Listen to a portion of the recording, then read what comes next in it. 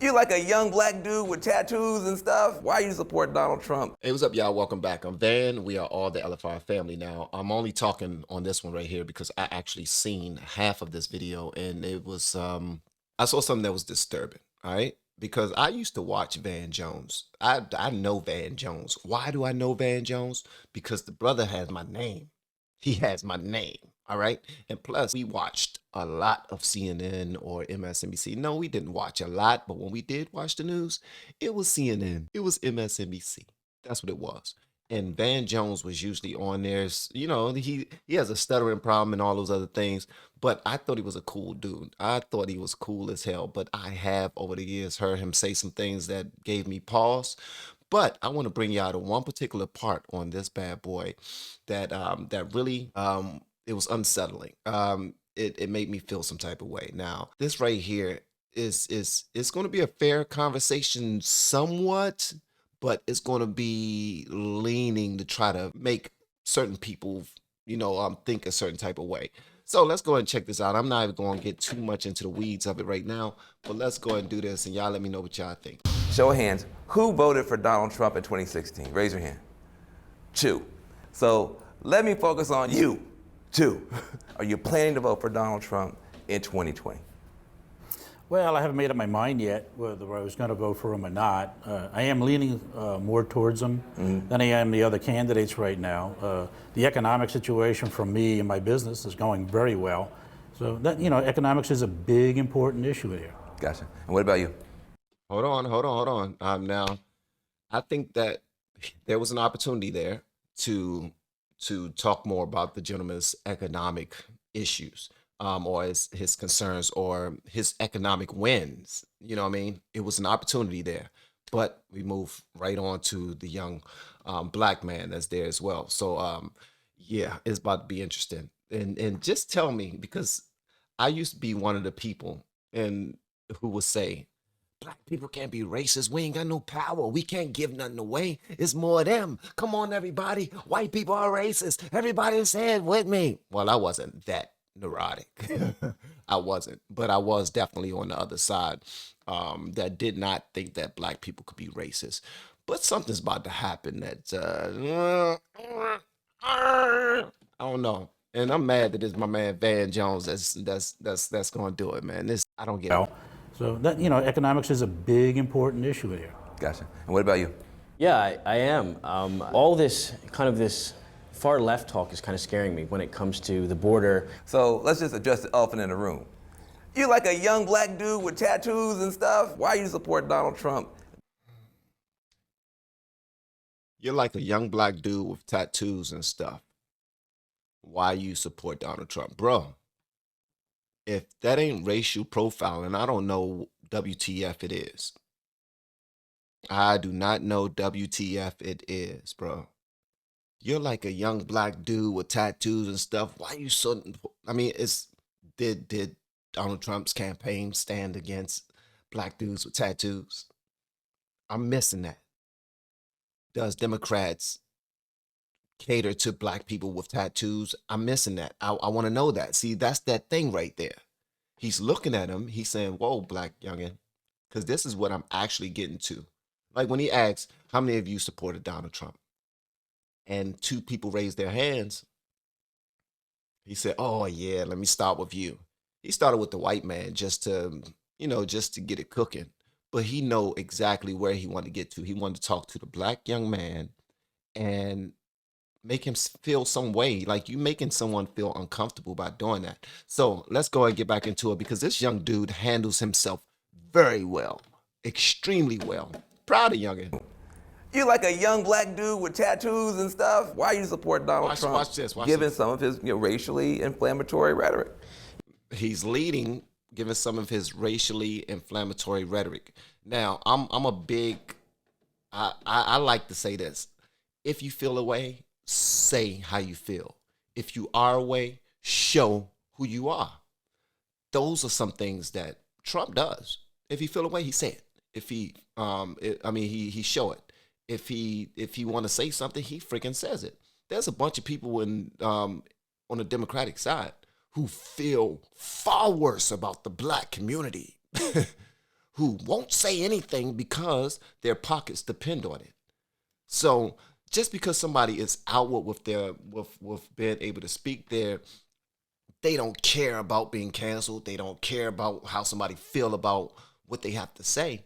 As long as they're saying they believe in that, they believe deep down that what they're saying is right, dude, they want to say it. And I appreciate that from anybody.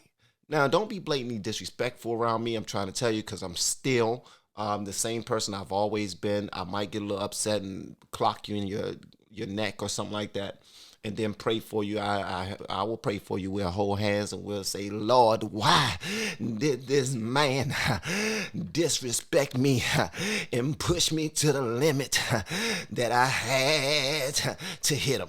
But this young man is really he's going to represent himself very well. Why you support Donald Trump, given some of his racially inflammatory rhetoric?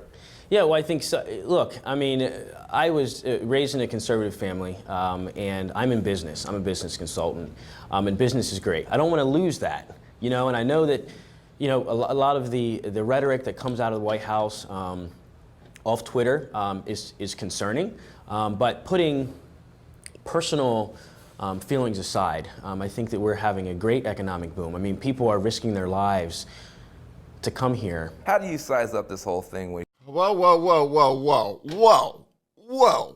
That youngin' was not done. That was a cut. Delete. Go straight to Van Jones' next statement. The youngin' was about to be on a roll. He was about to rock and roll. You asked him a question, and the youngin' was about to go. He was about to go. I wanted to see that. I wanted to hear that. They clearly cut that off so that they can, because they were like, man, this youngin' sound too smart. He sound too smart. Cut that off. Cut it off. He said way too much nice things about the Trump administration. Y'all need to cut that off. That's not good for TV. This is CNN. If we let him finish doing what just so y'all know, this video does come from CNN. They messed up because this young dude is sharp and he was ready, and they didn't know that they was going to get that. But they definitely cut him off right there. Definitely cut him off. I mean, people are risking their lives to come here. How do you size up this whole thing where President Trump comes out and says to these women, go back to whatever country you came from? It's a man in desperation. He's desperate. Desperate why? To be president, the only person he cares about is himself. He rode in on the coattails of Obama. If you think it was any other thing, you believe in the Easter Bunny and Santa Claus. That's the way I see it. I don't believe in the Easter Bunny or Santa Claus. Almost everyone has a story of being told, go back to your country. And I think that it's kind of like one of the oldest, tricks in the book when it comes to phraseology, maybe outside of the N-word, that comes to mind when you're talking about racist language. Now, this lady is completely lost. She's completely lost. She is. To tell somebody, go back to your country. Oh, you've been so racist. You've been so racist. No, that's not the same as calling somebody an N-word. That's what she's saying. As far as phraseology is concerned, that's like the closest thing you can say to somebody. That's right there with go back to your country. Nah, basically, and if you were paying attention, young lady, for the people that was complaining, I don't like this, I don't like that, I don't like this, I don't like that, I don't like this, I don't like that. Like, well, then go somewhere else. Go live somewhere else. I remember them saying that, and when they were saying that, people was like, oh, I can't believe they said that. That's so racist. No, because if you're in my house and you're complaining about something, go somewhere else. If you're in my city and you're complaining about the city, oh, the restaurants here are horrible. I hate the traffic. Go somewhere else. You're in a church, you're at work. I don't like coming here working. That's everybody just mean and they don't like a darn this and they don't do that. Go find someplace else to work. That's where we become all super sensitive, overly sensitive, and the white woman liberal is right there to say, you see that? He's being racist toward you guys. He said, go back to you. That's racist. He's been racist. We should go get him because he's been racist. No. I've had people when I moved into Pennsylvania said, oh, you're a New Yorker. Why don't you go back to New York where you belong? Well, you know, those are just human emotion remarks, and people are frustrated. And they are frustrated, and he's frustrated from the very beginning. They have attacked him, his family, his wife, his kids. It's disgusting. It really is. I just go back to values. I value. I'm gonna say this: when they attack Trump for certain things, in my opinion, now this is just my opinion, some of those attacks he deserved. Now, don't get super sensitive on me. What I'm saying is this: Trump came to fight, and when he swung a blow, he didn't mind catching a few. He was like, let's go. Just like when Joe Biden offered to fight him, I think Trump really wanted to put on some gloves or just wanted to, hey, let's do it. You're talking my language now. Don't put that out there if you really don't want it. That's the type of person he was. Like, if he didn't mind giving it and he didn't mind taking it. Pause. Treating people with dignity. And if there's anything that is incongruent with those values, then I'm not for that. And so I'm not going to put profit over my values. You putting your profit over your values? That would be a yes. Look, Hold on. I want to say this.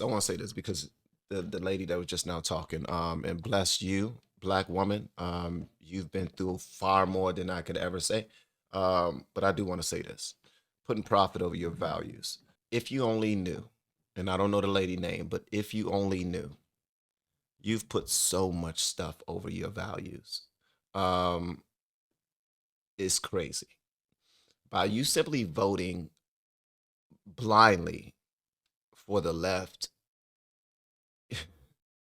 and if you were to ever go down the rabbit hole that I've gone down and you find out certain things, you're going to realize that you not only put a lot of sugar honey iced tea over your values, but you've sold out your own people to just keep certain states blue. Yep.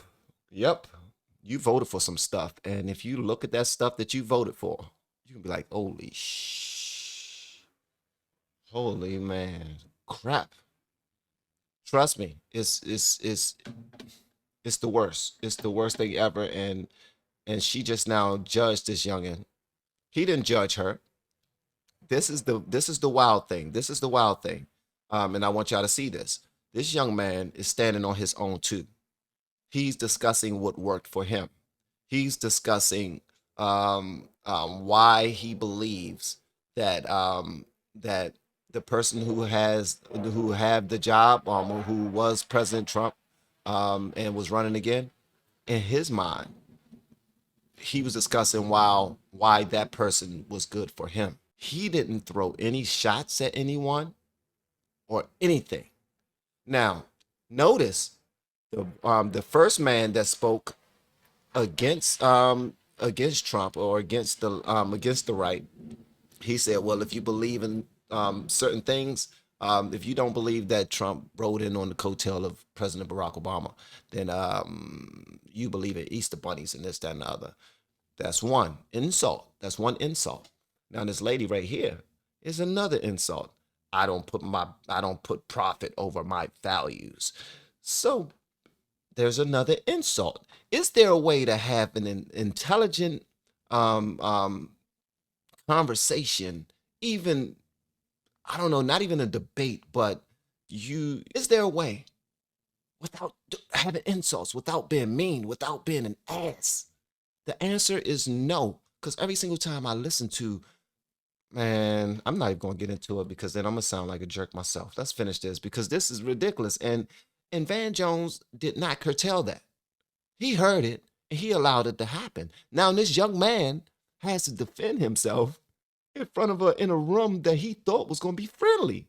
We was going to be discussing things that was probably going to be better for the country. Now, here I am, the youngest one in the room, who seems like I got the best head on my shoulders. That's younger than Sharp. But now I got to defend myself. Not only do I got to defend myself, I got to defend myself against the person that came straight at my neck was somebody that looked just like me. Think about that. That Well, would be a yes. Look, I That think would be a yes. I think that this go back comment hit a lot of us that support him. It hit a lot of us in the gut, and I think that the president is putting a lot of us in a very precarious situation. I think the president has a base, and he has a far right-wing base, and there's a lot of white nationalists, a lot of racists, a lot of anti-Semites in that base. So what I'm going to do is I am going to have a PR strategy that is going to rile up the base. And so I feel like a lot of us feel like, wow, like where do we fit in, anymore? Are we still welcome in this movement? Are people of color still welcome? So a lot of us are still reeling from that comment. And I will tell you, a lot of my friends that are black conservatives, a lot of them have jumped off the Trump train. They've gone over to Kamala Harris's side. They've got involved in her campaign, and also Joe Biden's, certainly here in the Commonwealth of Pennsylvania. All right, so one thing that I want y'all to notice, because everybody that stopped thinking about what was important to them and they allowed their feelings to guide them somewhere else, that's exactly what happened. A bunch of young people who was actually operating off of strategy and whatnot, they heard certain things and they allowed certain medias to really get them riled up and upset to a point where they was like, you know what, we out, where do we stand? But then when they realize that the people, they are jumping from the frying pan into the fire and don't even know it. I would like to have this same conversation right now with this young man. I would like to see this young man talk right now about where he is and where his friends are, mentally, business-wise, everything. I want to hear it, because they kept cutting this youngin' off and they would not let him really go. They thought that this right here was a gotcha moment, and it was not. It just exposed a lot of the sugar honey iced tea that comes from the left. All right, so y'all let me know what y'all thought about that, man, in the comments below. Was I just doing too much or not? Let me know what y'all want me to know in the comments below. And if you have yet to hit that subscribe button, please make sure you do so on your way out the door. Once again, guys, I'm Van, and now we are all the LFR family, and I look forward to seeing you in the next video, hopefully inside the Patreon as well. Y'all have been amazing, man. Love y'all. Bye.